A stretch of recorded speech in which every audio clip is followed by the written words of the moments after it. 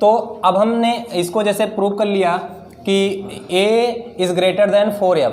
अब हम दूसरा स्टेप इसका प्रूव करेंगे, इसकी फोकस दूरी निकालेंगे। मतलब कहने का कुछ इस तरह से, ये रहा अपने पास एक मुख्य अक्ष है, इस पर मैंने ले लिया है एक वस्तु पिन, ठीक, और एक दूसरा वस्तु पिन मैंने ले लिया है, ये दूसरा वस्तु पिन ले लिया है।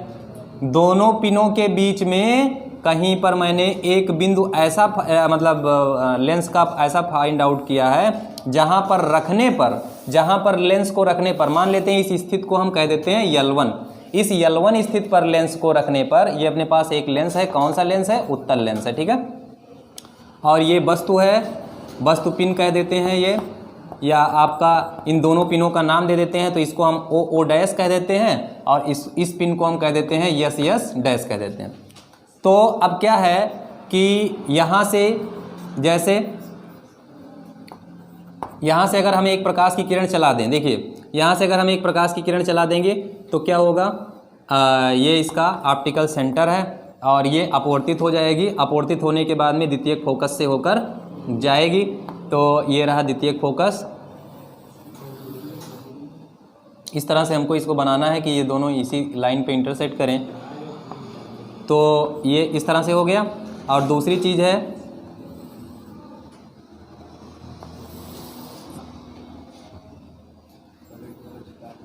ये वाला जो है थोड़ा सा हम किसी तरह से इसको यहीं पर इंटरसेक्ट करवाएंगे भैया, इसी के जस्ट नीचे।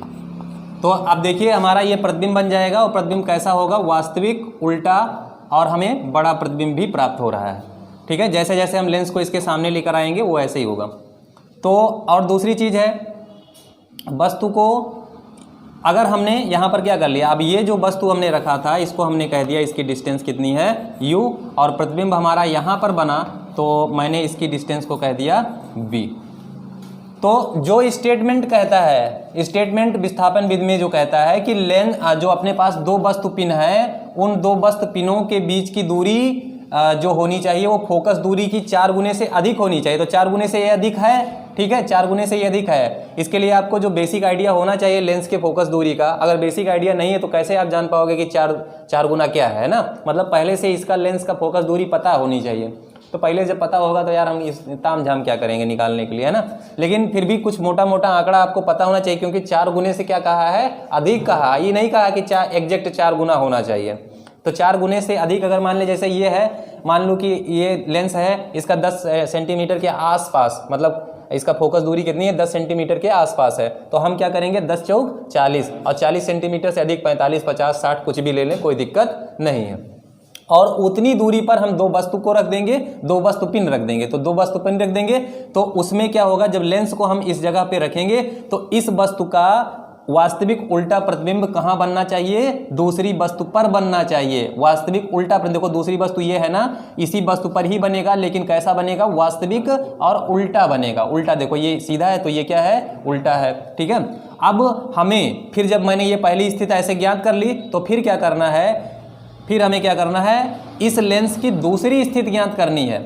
इस लेंस की दूसरी स्थिति ज्ञात करनी है, क्योंकि स्टेटमेंट में ही कहा गया है कि दो वस्तु पिनों के बीच की दूरी यदि उस लेंस की फोकस दूरी से 4 गुने से अधिक होंगे तो दोनों लेंस के बीच की दो स्थितियां ऐसी होंगी। कितनी स्थितियां, 2 स्थितियां ऐसी होंगी जहां पर लेंस को रखने पर वस्तु का वास्तविक उल्टा प्रतिबिंब दूसरी वस्तु पिन पर प्राप्त होगा। बात समझ रहे हो, ये स्टेटमेंट है। तो आपको इसको समझने की, तब यानी एक स्थिति तो हमने L1 कह दी है। मान लेते हैं इस लेंस को उठा करके दूसरी स्थिति पर रखा जाता है।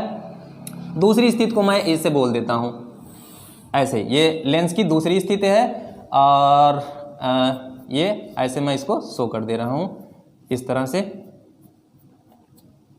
ठीक है। अब देखो, मान लो अगर जब यहाँ पे लेंस नहीं है, यहाँ पे लेंस नहीं है, ये प्रकाश की किरण कहाँ जा रही है, एकदम सीधे ऐसे जा रही है। तो प्रकाश की किरण ऐसे सीधे जाएगी और ऐसे ये डैश डैश करके हम ऐसे कर दे रहे हैं। तो ये क्या होगा, जो इसका फोकस होगा वहाँ से होकर जाएगा। अभी अपना चित्र थोड़ा यहाँ पे मान लेते हैं भाई,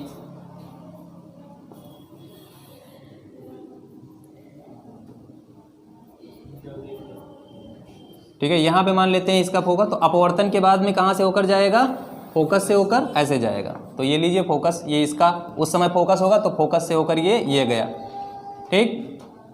और दूसरी प्रकाश की किरण क्या होगी, वक्रता केंद्र से होकर सॉरी ऑप्टिकल सेंटर यानी प्रकाशिक केंद्र से होकर जाएगी।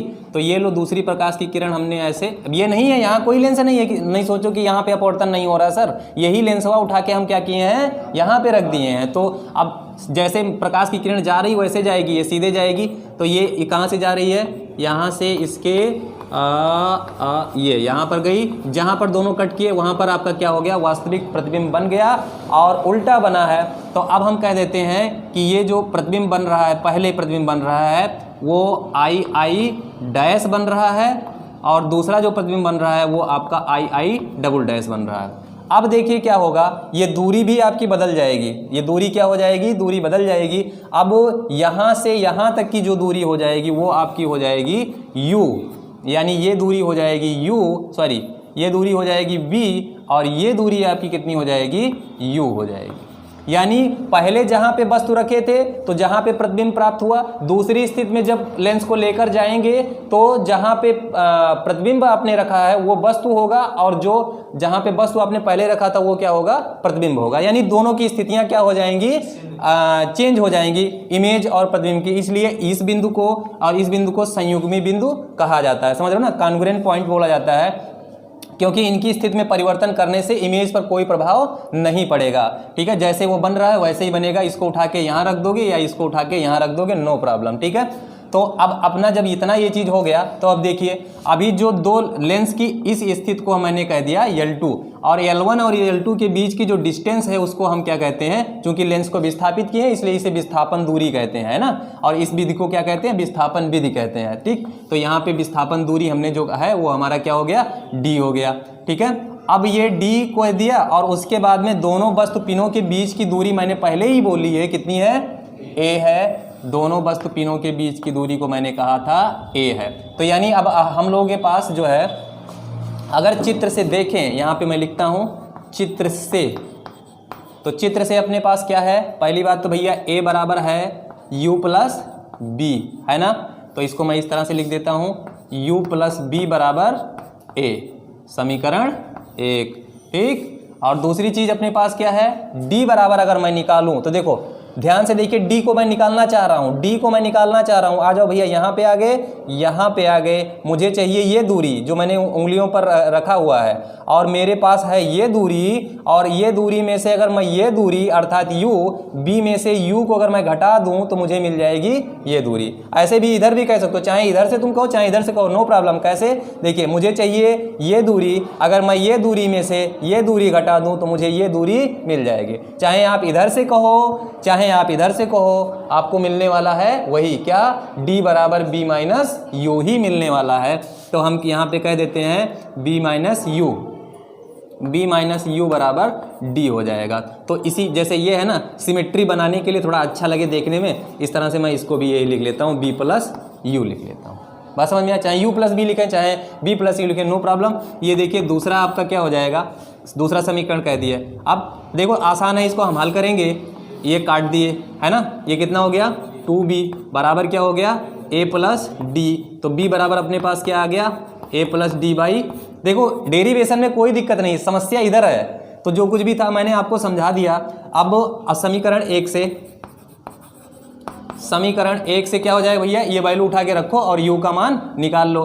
तो अगर मैं यहाँ पे B की जगह पे ये रखूँगा तो मुझे मिल जाएगा A plus D by 2 plus U बराबर A। इसको उधर ट्रांसफ़र कर दो तो U बराबर मिल जाएगा A minus A plus D by 2, इसका इधर मल्टीप्लाई होगा तो ये हो जाएगा 2A minus A plus minus D हो जाएगा ना भैया, क्योंकि ये माइनस से अंदर दोनों में गुणा होगा। तो इस तरह से अपने पास ये हमको मिल जाएगा कितना, दो A में से एक A घटाओगे तो A बचेगा ना, A माइनस D बाई 2 किसके बराबर, U के बराबर। यानी हमको मिल गया B, हमको मिल गया U। अब हम लगाएंगे लेंस का सूत्र। तो आप यहाँ पे देखिए, हम कहेंगे लेंस के सूत्र से, लेंस का सूत्र क्या होता है जी, 1/f इक्वल टू होता है 1/b माइनस 1/u, ये सूत्र होता है। तो प्रतिबिंब आपका जैसा भी बन रहा है, b तो आपका पॉजिटिव रहेगा, तो वैसे ही रहने दीजिए।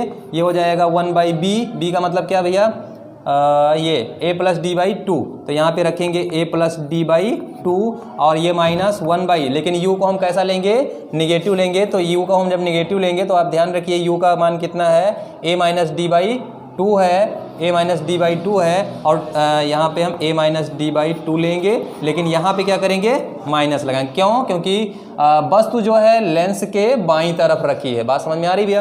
तो इस तरह से 2 ऊपर चला जाएगा और ये माइनस माइनस क्या हो जाएगा, प्लस हो जाएगा। तो हमको कुल मिला के मिलेगा 2/a plus D plus 2/a minus D, और कितने बराबर, 1/f के बराबर। ठीक है, तो इधर मैं थोड़ा सा इसको इरेज कर दे रहा हूँ भैया। यहाँ पे हमको मिल जाएगा, यहाँ पे क्या मिल जाएगा, देखो इसका इधर गुणा कर लेंगे और इसका इधर गुणा कर लेंगे, तो हमको मिल जाएगा 2a माइनस 2d और प्लस 2a प्लस 2d, और बटा में क्या हो जाएगा, a प्लस d और a माइनस d। ठीक है, तो यहाँ से देखिए 2d क्या हो गया, कैंसिल, और 2a मिल करके कितना हो गया, 4a हो जाएगा। तो 1/f इक्वल टू 4a बटा a, बिल्कुल सही, a square minus d square, और फाइनली हमको यहाँ से मिल जाएगा f बराबर, पलट जाएगा ना, तो कितना हो जाएगा, a square minus d square बटा 4a। ठीक है, और यही है विस्थापन विधि द्वारा उत्तल लेंस की फोकस दूरी ज्ञात करने का सूत्र। यानी अब लेकिन इस सूत्र का जब भी आप प्रयोग करोगे तो एक चीज़ ध्यान रखना है, यहाँ पर a और b हमेशा क्या होगा, आपका जैसे दिया है वैसे ही रखोगे।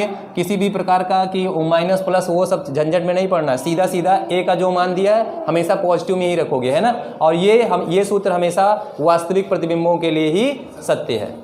बात समझ में आया।